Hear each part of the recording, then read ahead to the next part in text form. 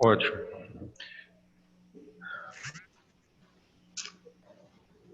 Novamente, boa noite.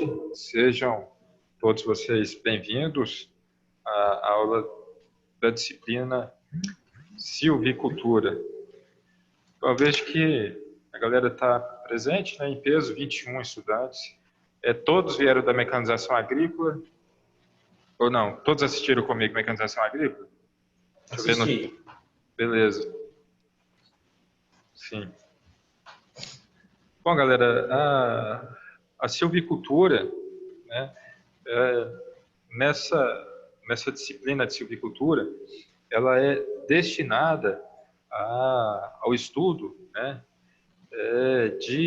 basicamente de essências florestais, tá? De essências florestais. Então, nós estudamos, né, a produção de madeira, seja para madeira que será utilizada na confecção de móveis, por exemplo, o mogno, que aí você tem, né, você leva 30 anos para compor uma floresta, né, e ser derrubada, seja para a produção de lenha que vai para caldeira, né, de indústrias, como por exemplo, nós temos ali a Comigo, que tem a fazenda florestal, tem mais de uma fazenda florestal que produz, né, eucalipto. Ela é destinado tão somente para a produção de eucalipto, né? E esse eucalipto ele é utilizado para produzir volume de madeira, de lenha, para produzir calor nas caldeiras, tá certo? Professor, eu nunca tinha visto falar nessa palavra silvicultura, essa disciplina. Exatamente, ela é algo um pouco estranho, né? É diferente daquelas culturas que normalmente utilizamos estudar, né? Olericultura, grandes culturas, né? Culturas anuais. Ela abrange em qual setor? Vários setores? Como que é? Eu cheguei agora de novo, eu estava Não, perfeito. nos negócios. Isso. O estudo da silvicultura, ele abrange, né, a exploração de florestas, né? Então, pode ser a exploração de florestas que são artificiais, tá? Que foram cultivadas. Pode ser também a exploração de florestas nativas, ou seja, na região de floresta amazônica, né, a extração de madeira, a exploração de madeira, nesse caso, ela é extrativista. Tá? Então, você vai no ambiente natural e recolhe, tá, aquele material que tem valor no mercado, que tem interesse econômico, né? Você vai lá, corta, e aí tem um método para você fazer o corte de madeiras de forma a não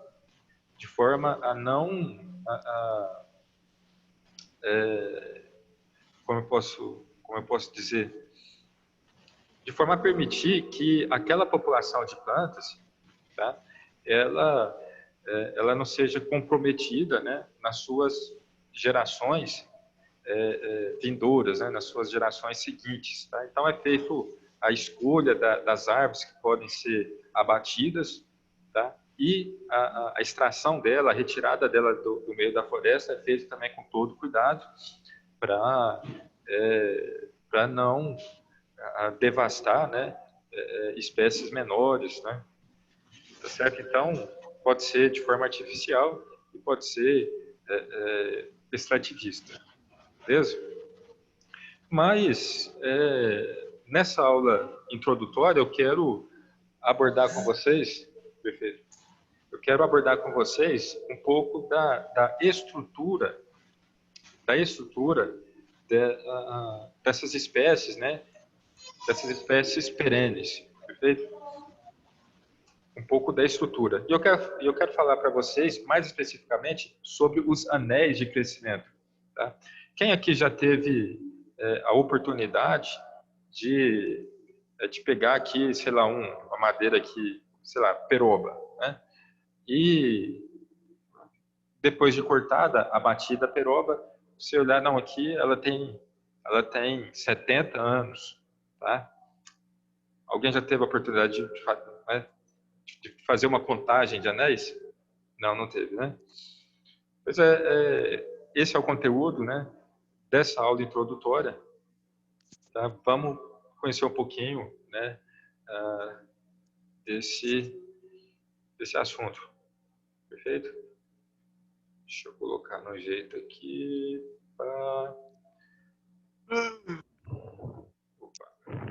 Olha só, inicialmente, antes de qualquer coisa, vamos à parte conceitual. Vamos entender o que é xilema.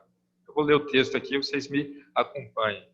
O xilema é um tecido de condução encontrado na planta, podendo ser de crescimento primário ou secundário. O xilema é chamado de primário quando é formado a partir do procâmbio. Vou explicar para vocês. O procâmbio é um tecido meristemático primário e é chamado, né, de secundário quando é formado a partir do câmbio vascular, meristema secundário ou lateral. Tá? O xilema primário, ele organiza-se apenas no sistema axial, ou seja, na vertical, no crescimento em altura, enquanto o xilema secundário, ele é organizado em um sistema axial e radial, tá? Que cresce tanto em altura quanto em espessura. Tá? Esse é o xilema. Perfeito? Agora, veja o seguinte, o ideal seria a gente poder desenhar aqui no quadro, né, fazer um esquema, né, de como esses tecidos do caule da planta ele se desenvolve, tá? Mas como diz o texto aqui, vocês já perceberam, a madeira ela cresce, tá, de duas formas. Ela tem um crescimento primário e ela tem um crescimento secundário, tá?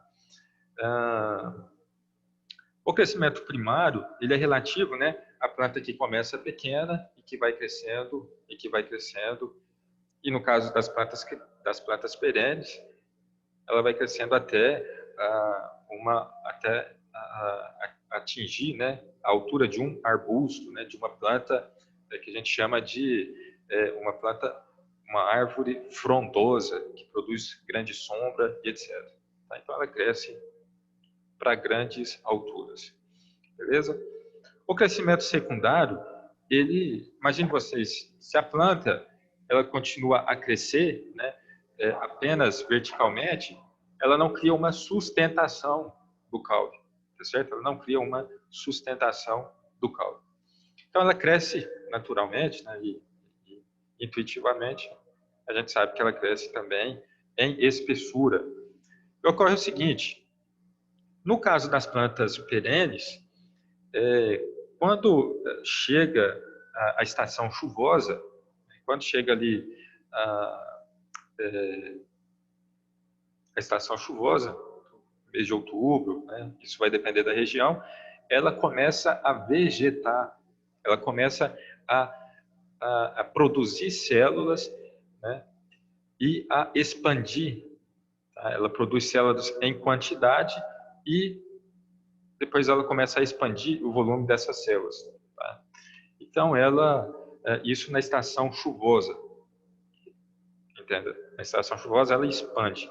Agora, imagine você que, durante o período seco do ano, esse crescimento, tá? Ele é estagnado, naturalmente.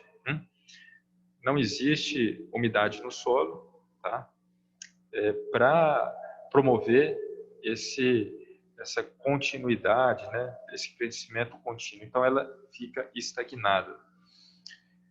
E quando a gente faz um corte transversal é cortar, né, na horizontal aqui, ó. Nós chamamos isso de corte transversal. Com motosserra, tá? A madeira deitada, você pode fazer uma análise e um exame cuidadoso e você vai observar, eu já fiz isso, um trabalho acadêmico, depois eu mostrar esse trabalho para vocês, a gente consegue observar, né, uns anéis, tá? Com cores diferentes. Então, aqui ele está mais... Professor Rodrigo, o meu está parado no xilema. Isso. Não, Você mudou o realmente... slide aí? Não, eu continuo nesse slide, né? Ah, tá. Então Isso. tá, desculpa. Perfeito. Então, quando ela começa, durante uma estação chuvosa, ela cresce e tem uma coloração, tá? Pode ser uma coloração mais clara. Durante a estação de seca, o crescimento, essa expansão, compreende? Essa expansão, esse crescimento em espessura da planta, ela paralisa. Então, no ano, você tem nítido a formação de um anel que cresceu e de um anel, e na borda desse anel, uma coloração mais escura, normalmente, uma coloração mais escura, tá? Isso vai ficando visível no primeiro ano, no segundo ano, no terceiro ano. Muito embora, né, eu preciso dizer aqui, que a madeira cortada, vocês já perceberam isso, né? Muitas das espécies, tá, com o passar dos anos, com a idade da árvore,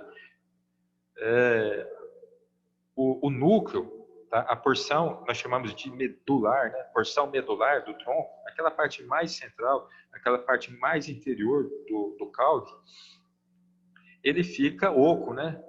Tá? A madeira, o interior daquele caule, ele fica oco. Isso dificulta muito a gente estimar a idade da planta, porque os primeiros anéis, eles foram o quê? Eles foram carcomidos, vou usar essa expressão, né? Na verdade, eles foram decompostos, tá? Eles entraram no processo de decomposição, tá, por micro-organismos ali no interior da planta. Ocorre o seguinte, o xilema, cada anel daquele corresponde a um tecido, tá? A um tecido que recebe o nome aí de xilema, tá? Então, ano após ano, depois da estação seca, um novo tecido condutor, tá? Ele é formado e aí ele para de se formar na estação seca. Estação chuvosa começa de novo, paralisa na estação seca. Vai ficando ali registrado, tá, os anéis de crescimento. Bom,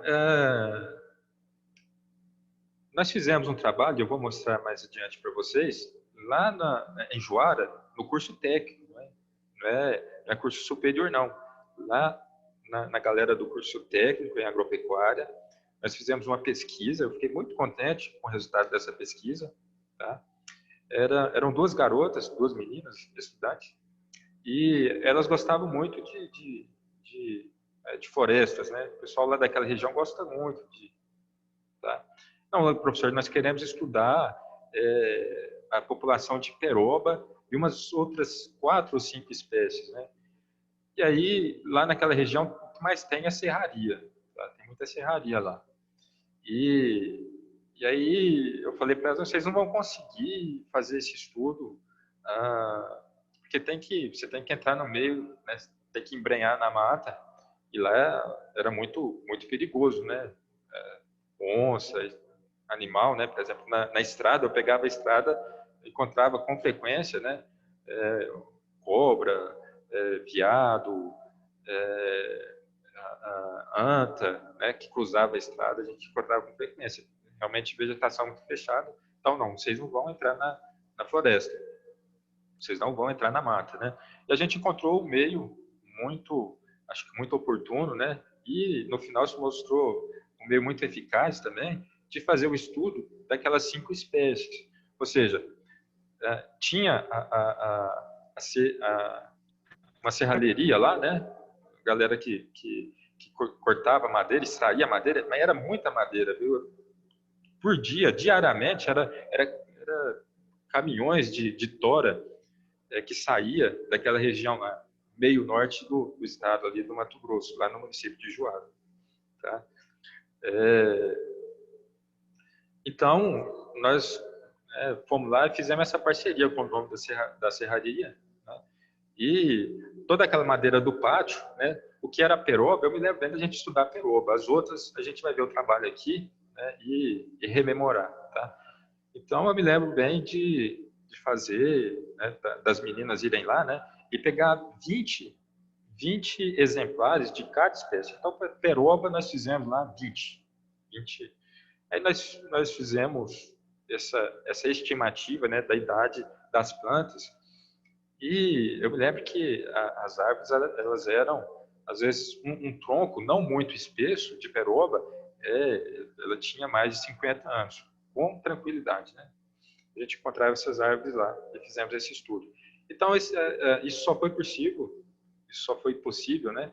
Porque com o hábito de crescimento da planta perene, ela vai deixando esses anéis, certo? Os anéis, vale enfatizar, né? Vale dizer mais uma vez, os anéis, eles são os tecidos de xilema. O xilema é um tecido condutor, tá? Ele conduz o quê? Ele conduz a, a água que vem das raízes. A raiz recebe água pela umidade da terra, essa água entra, né, pelos capilares ali da raiz, e ela é conduzida, então, pelo xilema até a folha. Tá? E da folha, a água ela é transpirada pela folha, são estruturas que nós chamamos de estômatos das folhas. Né? Os estômatos, eles perdem, durante a abertura estomática, o estômato funciona assim, ó, as minhas duas mãos, veja bem, tá? Isso aqui é quando a planta ela não absorveu água, ela está com as folhas murchas, o estômago está, portanto, fechado. Quando as folhas estão túrgidas, isso é um termo que a gente utiliza, túrgidas, né? A turgescência da folha faz o quê? Aqui são duas células. Essas células, elas inflam. Aí percebem aqui a abertura que ocasiona? Assim funciona na folha, assim que ela transpira. Tá? Né?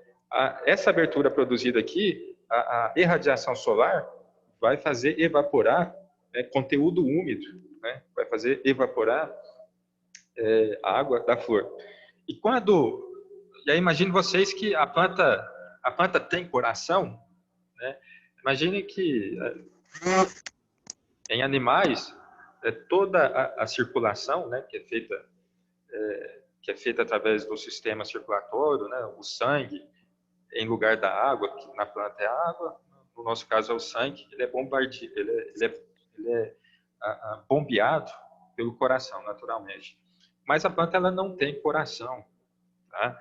Eu não sei se tudo isso é muito novo para vocês, mas é através dessa estrutura, vou repetir o nome, chama estômato. Não é estômago não, viu, gente? É estômato.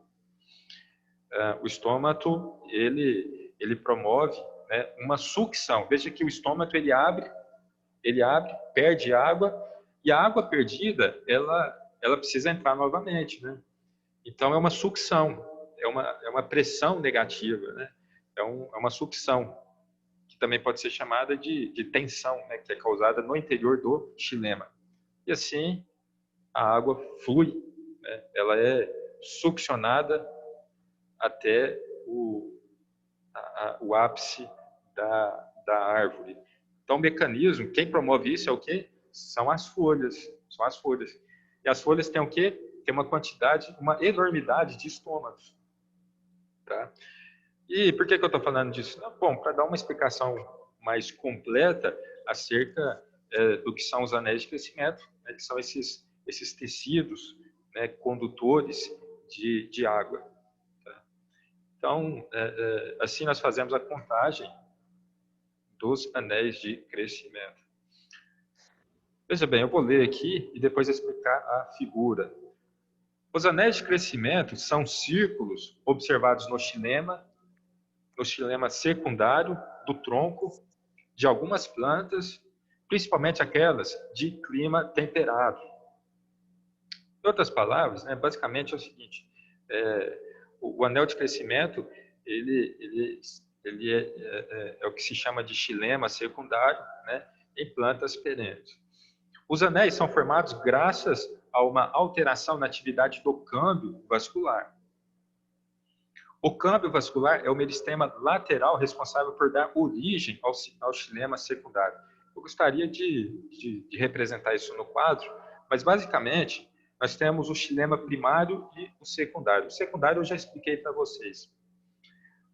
O xilema primário, ele vem do embrião da semente. É quando a planta, no seu estágio inicial, nós chamamos de plântula. Essa plântula, né, uma planta pequenininha, né, ela não cresceu ainda em espessura, ela está crescendo um pouquinho, né, em altura. Tá? Então, ela tem, eu vou usar essa palavra, né, ou seja, tem tubos, ela tem uma tubulação, não tubulação exatamente, mas ela tem células tubulares, esse é o termo mais apropriado. Ela tem células tubulares, tá? Organizada em feixes, que vai da raiz ao ápice da planta.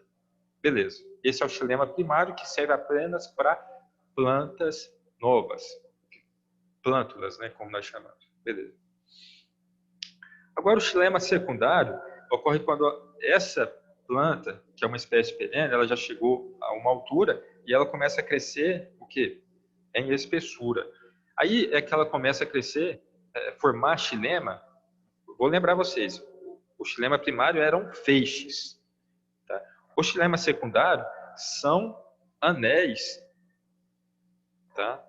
Que formam uma camada ali um pouco antes da casca. Tá? Então ela sobe desse modo. Eu quero perguntar para vocês se alguém já teve aqui a experiência de matar uma árvore sem cortar, sem fazer o corte, você mata ela. A experiência ela é feita da seguinte forma: você tem um ruído,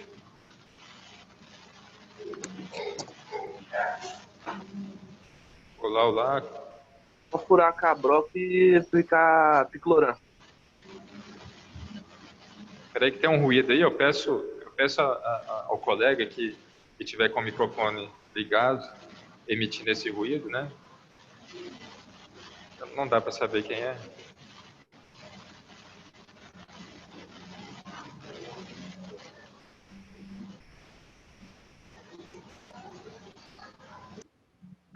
Se furar a árvore com a broca e aplicar picloram, mata ela. Sim. Pode matar. Você pode fazer isso com qualquer herbicida, né? Um tio meu, tá? Ele comprou um lote, construiu a casa e de repente aquela árvore começava a incomodar, a árvore do vizinho, né?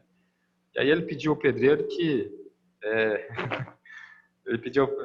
pedreiro olha, pega essa seringada aqui, vai lá e, né, põe lá 20 ml de glifosato. E, olha, mata mesmo. Né? Para matar, para destruir, né, as coisas parecem tão fáceis. Mas o que o meu tio podia fazer, só que aí ia ficar visível, né? Bom, ele podia casquear a planta, tá? Casquear. Tira o anel. Esse xilema aqui, que está levando água até as folhas, tá? E aí você põe o diclo no lugar aí. Você corta, né? Basta casquilhar, fazendo a cintura ao redor da árvore. Faz uma cintura. Tipo um cinto passado? Uma cintura, né? Não, o cinto vai enforcar durante algum tempo, você vai ver que ele enforcou ali. Você não entendeu. Sim. Descasca assim da largura como se fosse um cinto, de fora a fora. Fica. Isso. Separa a casca, exatamente. não é? Uma da outra? Aí com 3 dedos. Aí a árvore morre, não é? Isso, Isso. Você faz uma cintura ali com 4 dedos, né? Isso, é isso que eu quis dizer. Cintura, eu falei outra coisa. Isso, isso. E uma espessura de 2 dedos ali, né? Que aí você vai conseguir arrancar a epiderme da árvore, tá? Quando a árvore é madura, essa epiderme, ela é uma casca grossa. Só que o nome casca não é adequado. Chama suber, tá? Então, você vai, além do suber, você vai arrancar o suber e vai arrancar ali a parte ali chamada da casca mesmo, tá? Onde está o xilema. Eu quero que vocês entendam o seguinte: o interior da madeira, ele é morto, entende? Ele serve apenas como resistência para a planta que cresce muito, tá? O interior do tronco, ele é morto, na árvore viva, tranquila, né? Mas aquele interior, ele é feito por tecido, tecido que não vive mais, ele não tem mais vida, certo? Ele serve como sustentação, tá? Isso porque, com a idade, a planta ela vai produzindo uma substância chamada lignina e chamada suberina. Essas duas substâncias, elas impregnam na parede celular, tá? E impede que a planta ela ingira qualquer coisa. Então, impede que a célula do tronco, ela possa entrar qualquer coisa, ela fica cimentada. É um agente cimentante essa lignina e essa suberina. Muito boa informação, né? Não sabia disso nunca. Super interessante isso aí. O interior ali, ele não é vivo, tá? A casca dela é que... o quarto dele de cama. Como que é, Helder? Helder não, Renner. Renner ou Helder, sei. Como que é? Se aplicar de cama, que você doar a redor dela, vai matar mais rápido, a morte dela vai ser mais do mesmo jeito.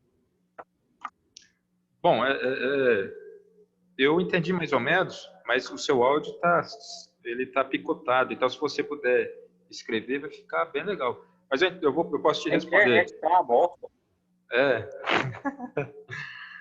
Mas eu posso te responder. Você pode sim matar com a seringada, né?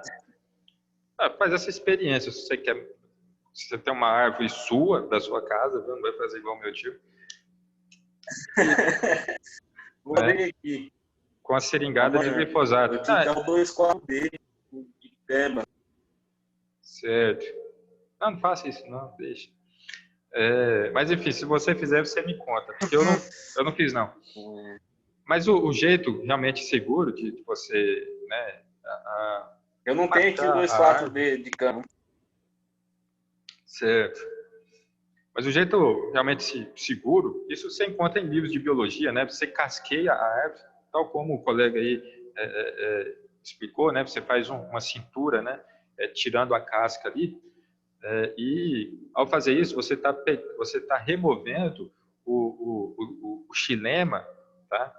Que está funcionando, um xilema funcional que levava a água até as folhas das plantas. E nas folhas, vocês sabem, toda a máquina metabólica da planta transforma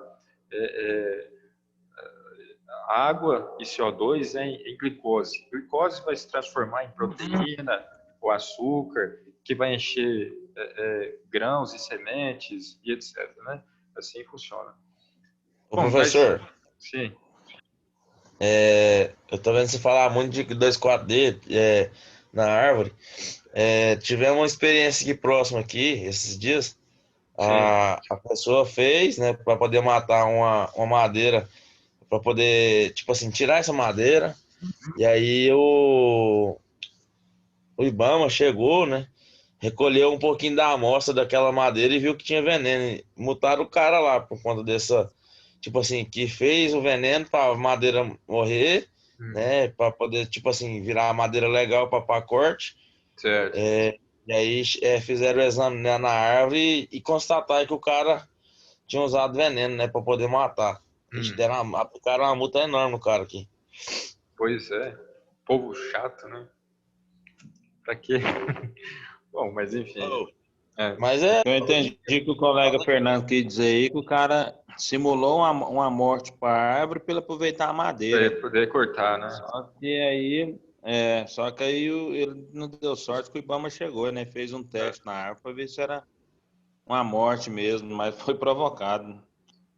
Não deve ter feito exatamente um teste, mas a aparência da morte, né? Da árvore, provavelmente, né, o pessoal já está acostumado com isso, né? Enfim,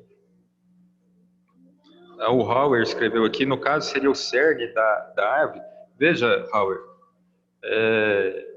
o cerne da árvore é o que eu estou explicando aqui para vocês, que é um tecido morto, tá? Ele é um tecido, tá? Cuja a célula vegetal ela foi cimentada por lignina e por suberina. Isso confere resistência ao interior da planta e aí ela vai crescer muito. Ela tem ali resistência. Então, exatamente o cerne da planta é uma parte não viva, tá? É uma parte que já morreu devido a esse processo. Agora, a casca da planta é a planta viva, tá? É a parte do caule vivo e que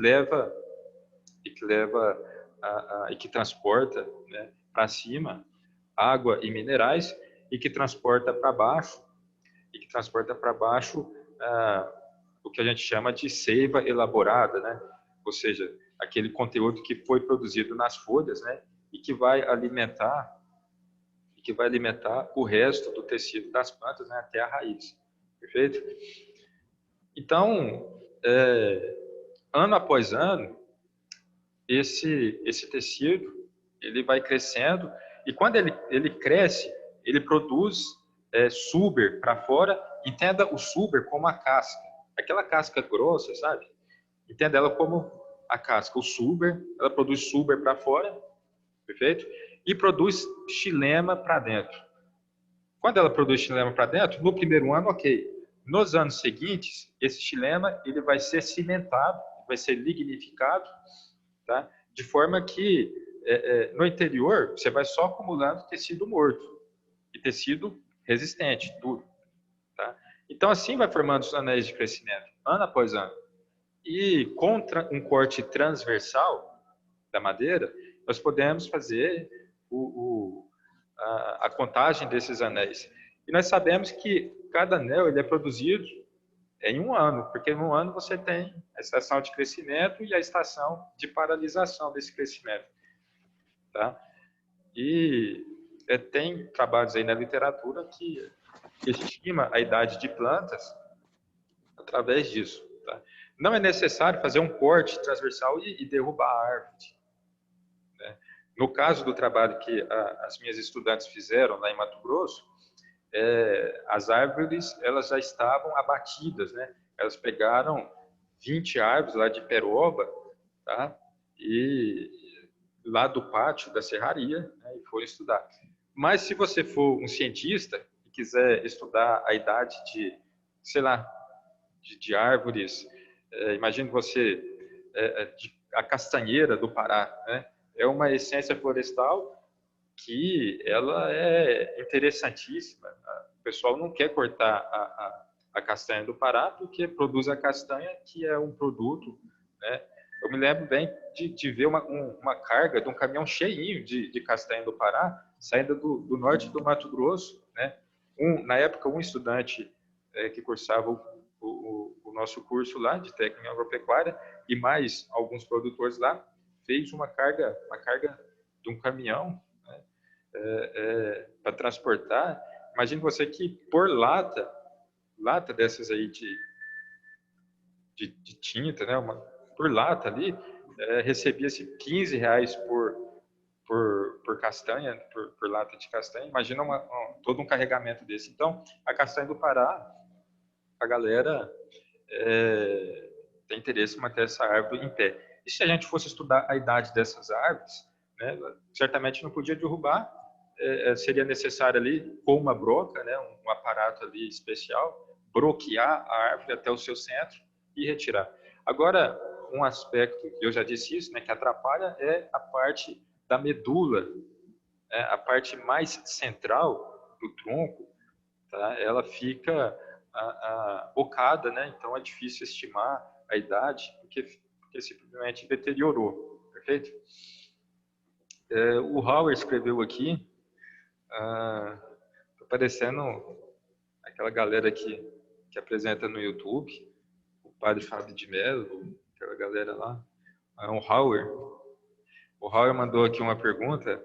Sim, trabalhei com seringueira por alguns anos, e quando feria a árvore, até chegar ao cerne, ela não cicatrizava, ou em alguns casos demorava ainda mais tempo. Em caso de ferir a árvore, nesse caso, pode causar perda da árvore ou não? Foi a pergunta do Howard. Beleza, Howard. Pergunta recebida.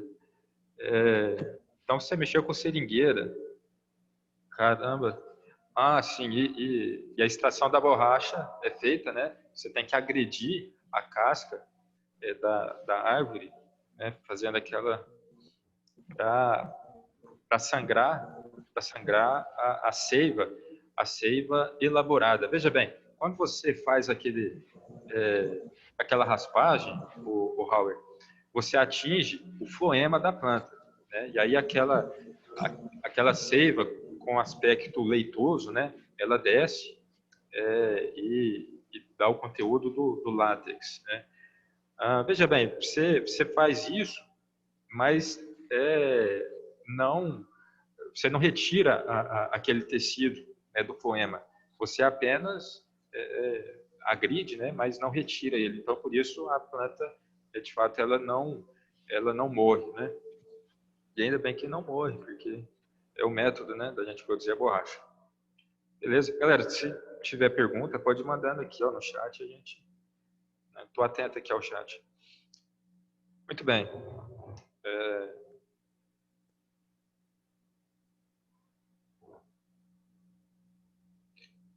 Aqui o colega, o Renner, essa árvore da castanheira do Pará, qual idade ela chega ao estágio de adulto? Veja, Renner, eu não sei, porque a gente não fez esse estudo. A gente fez um estudo com algumas espécies e não incluía a castanheira, né? Mas ela, sem dúvida, ela é uma árvore frondosa, né, que cresce muito e seguramente muitos anos. Pode falar? Sim. Meu pai mora no São José do Xingu. Lá na fazenda, lá tem, se não me engano, acho que 10 pés de castanheira do Pará. Uhum. Olha só. Ela começa a produzir com 7 anos de vida. Isso. A idade reprodutiva dela começa aos 7 anos. Se não me engano é isso aí. Porque elas ficam imensas de grande. Nossa senhora, pensa numa árvore grande. Assim, você vê um pé de eucalipto grande, você comparar uma árvore, você já viu, né? Já vi. Vi algumas, né? Lá tem. Isso, né? Mas então, é importante vocês entenderem isso, né? Como se dá a formação dos anéis de crescimento e a partir disso é possível a gente fazer a datação, né? A idade da planta. Por exemplo, você sabe que oliveiras, né? Oliveira é que produz oliva, é a que produz azeitona. As oliveiras, existem oliveiras com 2.000 anos, né? Especula-se que por onde Jesus andou, né, lá no Horto das Oliveiras, especula-se que algumas daquelas árvores, né, de oliva, elas já estivessem lá, né, naquela ocasião, tá? Em que Jesus Cristo ele caminhava, ele percorria, né, ali no Horto das Oliveiras, certo? Professor, deixa eu fazer uma pergunta, deixa eu cortar essa laço de novo aí. Você morou lá no Mato Grosso esses 2 anos, né? Você sabe por que o fato climático, que as matas de lá, elas são estilo um pé de eucalipto, um pé de mogo? Por que que a pergunta seria por que ela... A pergunta? Mais ou menos. A sua pergunta é relativa a essas árvores que crescem muito. Por que que aquela vegetação cresce muito? Ela cresce muito só, ela não esgata tanto igual que ser um pé de gico. O pé de gico solta vários galhos e faz tronco. Às vezes faz uma orquídea, né? Sei. Lá não, lá é uma vara comprida, tipo um pé de eucalipto. Ah, tá. O mato lá é alto, né? É alto e a madeira ela é uniforme, ela não é contorcida. É essa a sua observação? É assim. Certo. Veja bem, aqui no Cerrado... Isso é o quê? Um fator climático, a terra? Climático e a terra. Muito bem. Climático e a terra. Olha só, vamos pensar aqui no Cerrado, onde o nosso Cerrado ele é feito por espécies vegetais cuja a madeira ela é contorcida. Tá? Então, são duas coisas. Bom, vamos falar de solo primeiro. O solo aqui na região do Cerrado, né, ele é um solo, a gente chama de muito intemperizado. O que é um solo muito intemperizado? É um solo velho. É um solo que sofreu as intempéries do tempo. Por isso o nome intemperizado. Sofreu as intempéries do tempo. Muito tempo, né?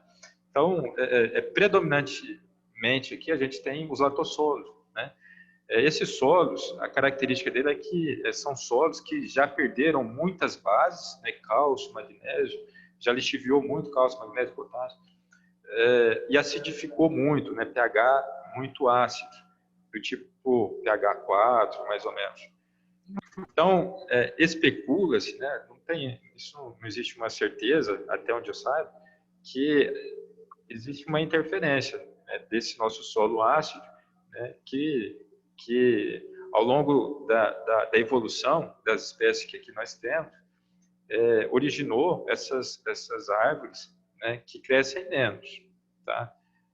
Agora, sobre a madeira, o tronco, ele ser contorcido, bom, aí existe uma outra hipótese. Tá? A galera tenta explicar isso aí com fogo. Tá? Com fogo. Então, na nossa região, né, central do Brasil, tá? De cerrado, né? Ou a gente pode chamar também de savana, né? Savana brasileira, é a mesma savana africana, ou seja, a savana é o mesmo cerrado. Tá? Então, as espécies vegetais que aqui originaram e aqui evoluíram, tá? Se desenvolveram, elas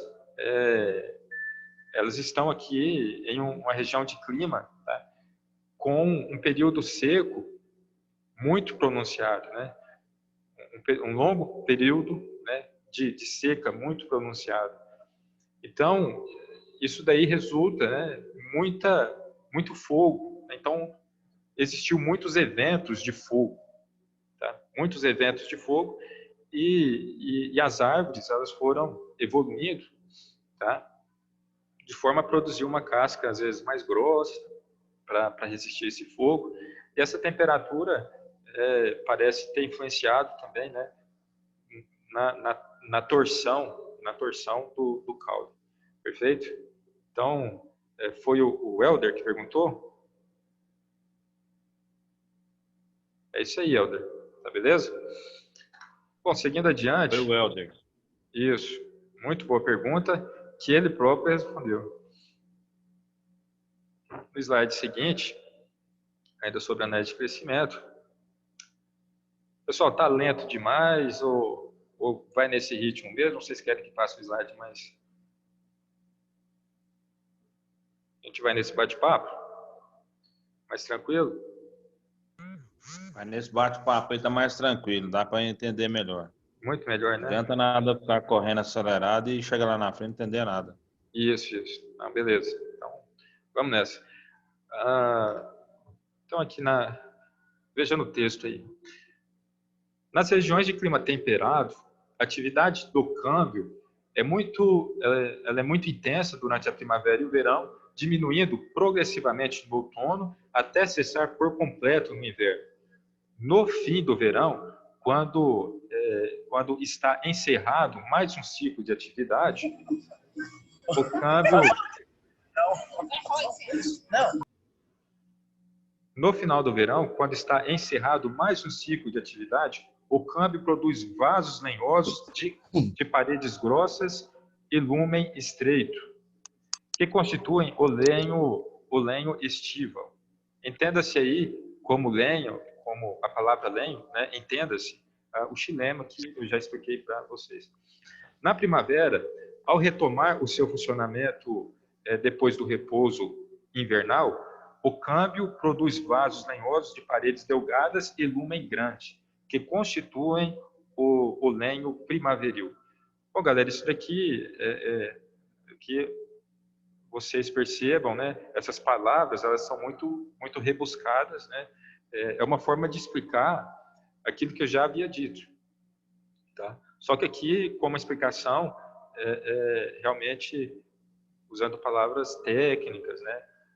O lumen, o que vem a ser o lumen? O lumen é aquele tecido vegetal que surge no início da estação chuvosa, tá?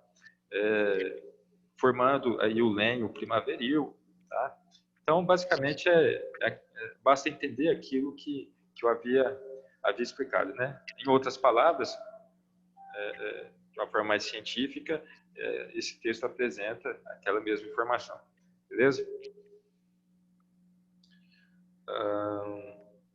Aqui está, né? Olha, algumas árvores, a medula dela permanece sem decompor, tá? É o caso aí, nessa representação aí, dos anéis, né? De uma espécie vegetal nativa, tá? Eu me lembro bem que no nosso trabalho tinha algumas espécies, né, que a gente encontrou lá na madeireira, que ela era ótima da gente fazer a contagem de anéis, tá? Bom, esse desenho, naturalmente, é só uma representação esquemática, né? É difícil da gente separar, né, cada anel, então a gente vai meio ali por rumo ali, e a contagem até ela acaba acontecendo, tá? Mas não é assim, basta ver na madeira cortada, né? Vocês observem que tem uma confusão ali dos anéis, né? É difícil fazer essa contagem, perfeito? No slide seguinte, olha só, ali mostrava uma madeira tombada, uma madeira, né, cortada. Aqui, se a gente quiser fazer esse trabalho, né, você pode usar essa broca, certo? Você pode...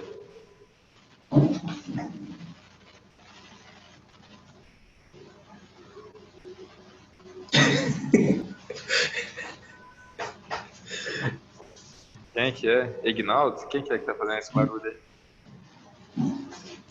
Tá bebendo uma cachaçinha ali, inclusive? Não, deve ser limão. Batizado. A limonada. É a Mariana, da palavra vai me dar hora. Beleza. Não, eu não. Ai.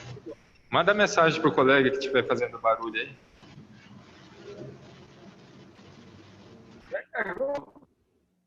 Aí, nos ouviu aí. Beleza. O Ignaldo ali tá passando bem ali, viu? Bom, galera, percebam aí que em alguns casos, né, o crescimento, o crescimento do tronco, né, ele não forma um cilindro perfeito, né? A gente imagina um cilindro, mas não. Você tem ali um formato um pouco irregular, né? Tudo isso dificulta a contagem dos anéis, tá certo? Vai depender da espécie, né, naturalmente. Tá?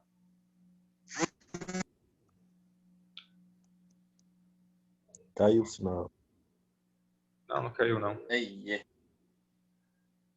Bom, esses foram slides, né, dessa apresentação acerca dos anéis de crescimento. Eu quero mostrar para vocês o trabalho das duas colegas lá no Mato Grosso, Tá? Vou transmitir aí para vocês. Espera aí, só um instante. Pará.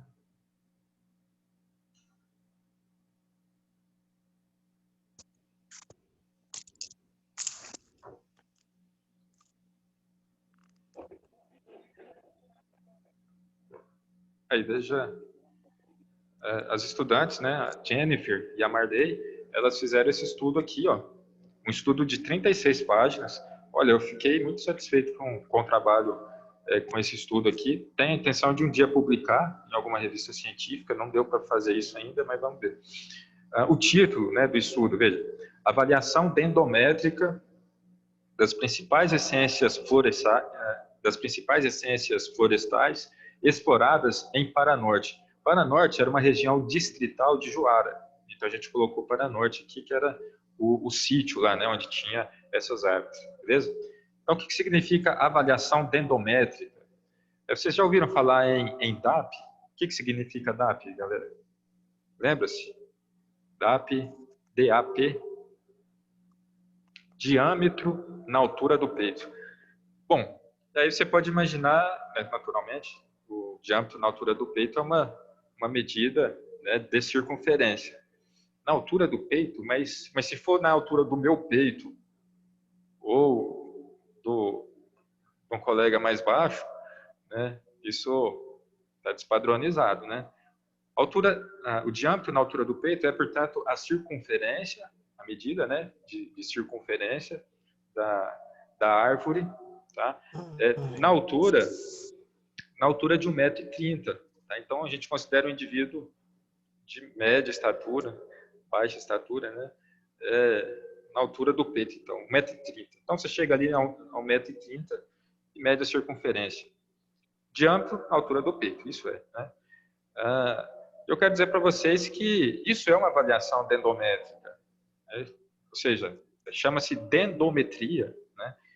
Que é a tomada de medidas, em árvores, perfeito? Em árvores, tá? Então é isso que nós fizemos.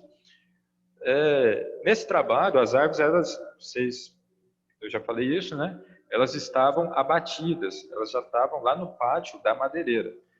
Então, a gente fez uma estimativa ali a 1,30 m, eu acho que 80 centímetros fica, às vezes 80 centímetros deve ficar lá no campo, né? Fica o toco lá, não pode se esquecer disso. Então, vamos pegar aqui onde a madeira foi cortada e afastar 50 centímetros. Então, esses 50 centímetros com aquele 80 que ficou no campo dá 1,30 m. Então, a circunferência nesse ponto, tá, significa a DAP, um diâmetro na altura do peito, perfeito? Então, assim fizemos, né? Assim fizemos. Isso é uma avaliação dendométrica, o diâmetro na altura do peito, DAP. Existe também o CAP, que é a circunferência na altura do peito. Eu misturei um pouco as duas aí. O diâmetro é você pegar somente a largura do tronco, né? A circunferência é você contornar com a fita métrica e obter, né, a CAP. Então, a DAP e a CAP são medidas, né, dendométricas. Outra medida dendométrica, altura, naturalmente, né, a altura da planta. Se a gente conseguir, e existe equipamento para isso, se a gente conseguir medir a altura dela, nós conseguimos. Olha só, um jeito prático da gente conhecer a altura de uma árvore, né? Se não for no meio do mato, se for no lugar descampado, você meça a projeção da sombra, certo? Então, você está lá, pega aqui um cabo de enxada, o cabo de enxada tem 2 metros. A projeção da sombra desse cabo de enxada, digamos, ela tem 1 metro, né? Aí você vai lá na sombra da árvore. A projeção da sombra da árvore, ela deu, sei lá, 6 metros, né? Ou seja, essa árvore ela tem 12 metros de altura. Dá para a gente fazer por esse simples método, né? Veja, sem instrumento, né? Só que a árvore ela tem que estar solteira, né? Uma árvore solteira no meio de um pasto, né? Em um lugar descampado, né? Um lugar descampado. Beleza? Então, são exemplos de medidas dendométricas. Outra medida dendométrica é a idade da planta, né? Que, em outras palavras, seria o número de anéis de crescimento. Perfeito?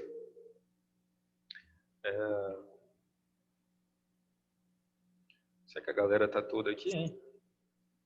Tamo aí, né? Tamo aí. Beleza. Bom, moço, vou Tamo prosseguir. aí, bora. Bora, vamos que vamos. Esse trabalho aqui tem 36 páginas, muito bem feito, viu? Realmente as meninas se empenharam bastante. Olha aqui, ó. Foi CAP, né? DAP, certo? E também os anéis de crescimento de algumas espécies, né? O que era? Era peroba. Existe mais de um tipo de peroba, né? Essa peroba lá era chamada peroba cupiúba, tá? Então, peroba cupiúba, champanhe, tá? É bebida não, viu? Aqui, champanhe é uma árvore lá da vegetação da floresta, né, amazônica, e cambará. Foram essas 3 espécies. As meninas pegaram 20 exemplares dessas 3 espécies, né, e foram tirar essas medidas dendométricas. Tá? Então, me ajuda a lembrar, vocês têm que produzir TCC ou fazer estágio aqui? Nós não. Fazer estágio? É só o estágio. Só estágio só. Só o estágio mesmo. Estágio. Graças a Deus. Só isso. Mas veja bem, o estágio ele tem a parte escrita, né, que é o relatório do estágio. Aí você tem que escrever também. Mas vamos aqui a alguma parte aqui teórica, né, já que a gente está falando de dendometria. Olha só, vamos aqui lá para a parte relativa à dendometria. Está aparecendo aí, né, para vocês, não tá? O documento? Beleza. Então,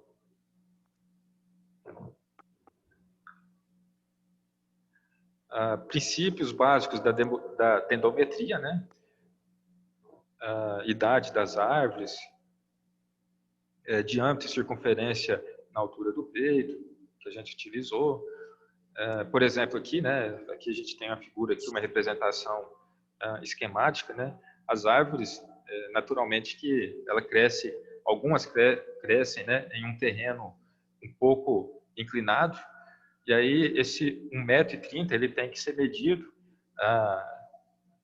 né? Ele tem que ser medido em algum lugar, na parte de baixo ou na parte de cima, vai dar diferença. E aí é padrão a gente medir na parte de cima. Vocês estão vendo aqui onde eu estou com o mouse aqui, né? Esse exemplo aqui. Uhum. Bom, aqui menciona-se então, né, o ponto de medição do diâmetro. Uma informação, né, um adendo aqui, uma coisa apenas para acrescentar. Veja bem, não é interessante como o terreno ele é inclinado, mas mesmo assim o vegetal, né, nesse caso uma árvore, uma espécie perene, não é interessante como ela cresce, mas ela corrige esse declive, né? Ela cresce de forma, imagine você aqui na subida de uma serra, tá? A árvore ela cresce, né? Ela ficaria o quê? Espetada em qualquer direção? Não, de forma alguma, né? A natureza ela é organizada. Ela cresce corrigindo esse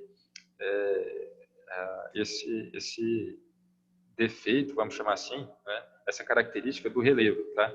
Isso esse processo aí, né, é chamado de geotropismo. Existem 2 coisas, né? O geotropismo e o fototropismo, tá?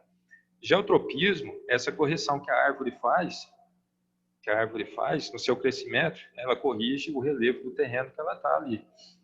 Ou seja, ela começa a crescer, tá? E aí ela começa a crescer inclinada, com aquele defeito da inclinação.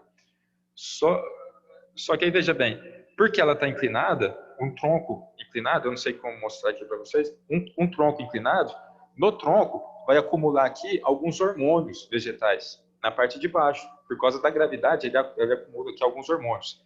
Basicamente, é um hormônio chamado auxina. A acumulação de auxina no tronco aqui da árvore, faz o quê? A árvore crescer mais nesse lado aqui. Se ela cresce mais nesse lado aqui, ela vai endireitar o seu crescimento. Veja como acontece, viu, na natureza. Tá? E isso chama-se geotropismo. O geotropismo, o geotropismo ele é positivo e negativo. Ele é positivo na parte aérea da planta, né, do caule para cima. E o geotropismo, ele é negativo nas raízes. Tá? Então, enquanto a árvore está se esforçando para aprumar o seu tronco, a raiz está se esforçando, né, em crescer no sentido contrário, quando o relevo é assim. Tá? Existe uma outra coisa também que é chamada de fototropismo. Né, fototropismo. Então, vocês percebam que em uma população de árvores, tá? A árvore ela vai crescer onde ficou aquele raio de luz. Então, ela segue o raio de luz. A luz, ela dá o sinal, né? Ela dá o sinal para a planta, né? Para a planta fazer o controle do seu crescimento. Né? Esse controle é um controle hormonal, né? Ela trabalha ali a concentração de hormônios de forma a guiar o seu crescimento em direção à luz, né? Ao feixe de luz. Tá bom, isso aqui é, como eu disse, né, um adendo, né, uma informação que a gente dá em Acrésio. Existem espécies, né, com diferentes hábitos de crescimento. Por exemplo, aqui eu estou com o mouse aqui, essa primeira aqui é uma planta com um hábito de crescimento comum. Agora veja essa terceira planta aqui, ela tem um hábito de crescimento diferente, olha só. A raiz dela, ela tem um papel de tronco. Uma parte das raízes dela tem o que a gente chama de raízes aéreas. Né? Está representado aqui. Parecendo com o pé do milho? Isso. Quando o milho engarfa, né, ele tem aquela raiz, a gente chama de raiz. Isso. A gente chama de raízes adventícias do milho. Quando o milho está flechando... Ou senão aquela do manguezal, professor. Isso. Ela é bem... Aquelas árvores que tem nos manguezais. Isso, bem lembrado. Professor, lá no Mato Grosso, um tal de Camaçari. Deixa eu ter o Camaçari, você conheceu lá? Então, eu não entrava no mato, não, bicho, porque lá tinha muito animal silvestre, né? Paca. Achar paca é bom, né? Agora achar tinha as onças, né? Esturrando lá de noite, esse negócio lá. Mas o que é que você queria que eu encontrasse? Você conheceu o pé do Camaçari lá? Camaçari? Pé do Camaçari? A árvore do Camaçari. Certo. E aí? Ela dá uma raiz igual essa terceira, igual o pé do milho. Certo. No caso do milho, eu posso explicar mais adiante, ela é diferente. Isso daqui é mesmo a planta, ela começou o seu crescimento normal, mas quando ela se torna adulta, né, essas raízes principais dela, elas crescem com aspecto de tronco, né? Então, tem várias diferenças, né? A variabilidade, né, da vegetação é muito grande. No caso do milho, são raízes que crescem no segundo nó, né, que está acima do nível do solo. No segundo nó, ela cresce algumas raízes né? para... Exatamente. A gente chama de engarfar, né? O milho, essas raízes, elas vão fixar mais a planta ali, né? Porque com o crescimento da espiga e enchimento do grão, um vento que dá, ela tomba, né, facilmente. Perfeito? Eu quero explorar um pouquinho mais aqui, mas um olho no slide e um olho no relógio, né? Bom, esse primeiro parágrafo aqui, eu não vou avançar muito mais não. Vamos ler esse parágrafo aqui relativo aos princípios básicos da dendrometria. Olha só, a dendrometria, ela surgiu a partir da necessidade de se estimar quantitativamente o que possuíamos em termos de recursos florestais. O termo dendrometria é de origem grega, olha só, significando medida da árvore. Dendro, em grego, significa árvore, tá? Então, dendro é árvore em grego, e metria, naturalmente, significa medida, né? Sendo um ramo da ciência florestal que se dedica à tomada de medidas de árvores. Tá? A palavra dendrometria é conhecida pelos seguintes sinônimos: dasometria, silvimensuração, medição florestal, mensuração florestal e silvimetria. Esses outros nomes aqui não é muito usado, não. Tá? A gente sempre vai encontrar a palavra dendrometria mesmo. Tá? A dendrometria ajuda pelo fato de contribuir para a avaliação das florestas, tomando-se medidas diretamente sobre as árvores, como o diâmetro na altura do peito, comprimento das toras ou altura do fuste, espessura da casca, número de anéis de crescimento, entre outros. Veja, a altura do fuste. O que é essa altura do fuste? Fuste é aquela parte do tronco que vai desde o nível do solo até onde a árvore, tá? Ela bifurca, né? Até onde a árvore ela se engalha, tá? Até onde ela se engalha. Isso é muito importante em mogno, porque a parte realmente valiosa do mogno é o fuste, né? Esse segmento que vai do solo até o ponto onde a árvore ela engalha, né? Tá? Bom, galera, eu vou fazer uma chamada, já é 9h49, beleza? Faz o seguinte, ó, vai no chat aí, escreva seu nome, né? Acusando presença, beleza? Aí eu passo aqui aí podem sair.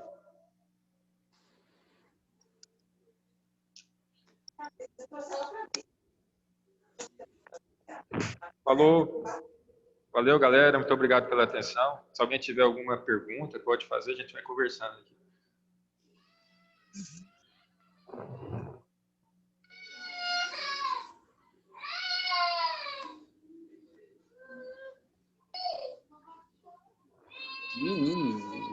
Agora começou o final de semana, né? Bom final de semana pra vocês, moçada. Tchau, tchau. Valeu. Dá coca, hein, Bom final Fernando? de semana. Bom final de semana, tomar um agora, né? E aí, que é isso? Ei, Mariana. Sai de extremos. Deu rei ligado, tá aceso. Vai o